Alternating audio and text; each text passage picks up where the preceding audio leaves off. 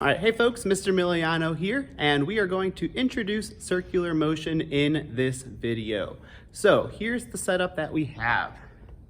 I've got this tumble buggy here, this cart. You can see it's connected to a rope, and that rope is tied off to this heavy ring stand here, so it's not gonna go anywhere. And if we turn the cart on, let's watch it move.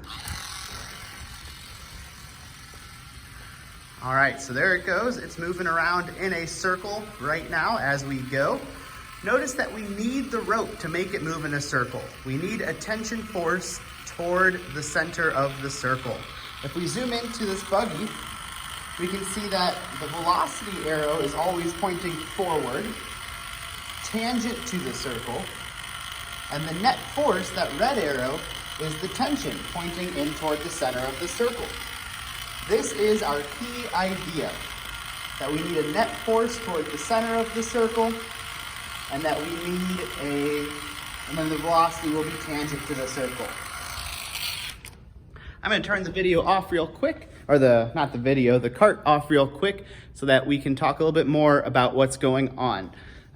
So that's the key takeaway though. If you get nothing else out of this video, net force toward the center of the circle to make an object turn, and velocity tangent to that circle. Those two things. Now let's talk about reference frame choices with this. I've got handy here a bulk set of reference frames, XY axes, and it may be beneficial to choose an XY axis like this that we can see there. And then we let it turn some. And then maybe when it's 90 degrees later, we might start to see the problem with this choice in reference frame. When the cart was over here near the reference frame, its velocity was in the Y direction and its force was in the X direction. When it's turned 90 degrees, well, those roles have flipped now. We've got that same reference frame, just moved somewhere else. Now the force is in the negative Y and the velocity is in the positive X. Whereas 90 degrees earlier, velocity was positive Y, force was positive X. And then if we drive forward maybe less than 90 degrees, we can see that the force arrow's at an angle relative to my reference frame, and so is the velocity arrow. And so Cartesian coordinates, with X being horizontal and Y vertical, or X one direction and Y the other in this case, is not the best choice. Instead, we are going to grab a brand new reference frame, which I've got right here. We're gonna choose a reference frame where one axis points in the radial direction. That means along the radius of the circle. And we'll choose another axis in the tangential direction, which means tangent to the circle. That T there does not mean time.